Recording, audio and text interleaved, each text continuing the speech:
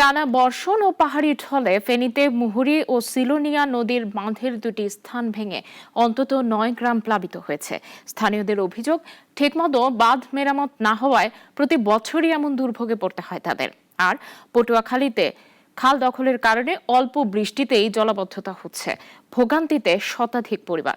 প্রতিনিধিদের পাঠানো তথ্য ছবিতে আরো জানাচ্ছেন সুলতানা মরিয়ম। ফেনীর ফুলগাজীতে টানা বৃষ্টি ও ঢলে মুহুরী ও সিলোনিয়া নদীর দুটি স্থানে বাঁধ ভেঙে পড়ে। এতে মুহূর্তেই পানি ঢুকে পড়ে লোকালয়ে। উত্তর বড়ইয়া, বণিকপাড়া সহ অন্তত 9টি গ্রাম প্লাবিত হয়ে পড়েছে। পরশুরামের মির্জানগর ইউনিয়নের মণিপুর এলাকায়ও লোকালয়ে ঢুকে পড়েছে পানি। স্থানীয়দের অভিযোগ, পানি উন্নয়ন বোর্ডের দায়সারা মেরামতের কারণে প্রতিবছরই এই সমস্যা হচ্ছে। প্রশাসনিকভাবে আমরা চাই ভালোভাবে আমাদের দিকে উন্নয়নশীল কোনো কিছু কাজটা করার জন্য। এগুলো দিয়ে পানি ঢুকে, এগুলো দিয়ে পানি বার হয়, আমি বহুত কষ্টে আছি। এদিকে পটুয়াখালীর নয়াভাঙনী গ্রামে অল্প বৃষ্টিতেই পানি জমে যায়। খাল দখলের কারণে পানি বের হতে না পেরে জলাবদ্ধতা দেখা দিয়েছে।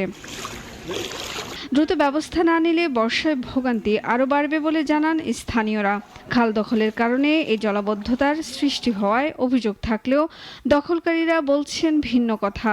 সামান্য বৃষ্টি হলে আমাদের ঘর বাড়ির চারপাশ তলে যায়, পুকুর তলিয়ে যায়, লক্ষ লক্ষ টাকার মাছ আমাদের চলে যাচ্ছে, ভেসে যাচ্ছে। আমার বাড়ি চতুর্দের বের ছিল, প্রত্যেকটা বাড়ি বের চতুর্দের বান্ধা থাকার কারণে এখন পানি আটকে গেছে।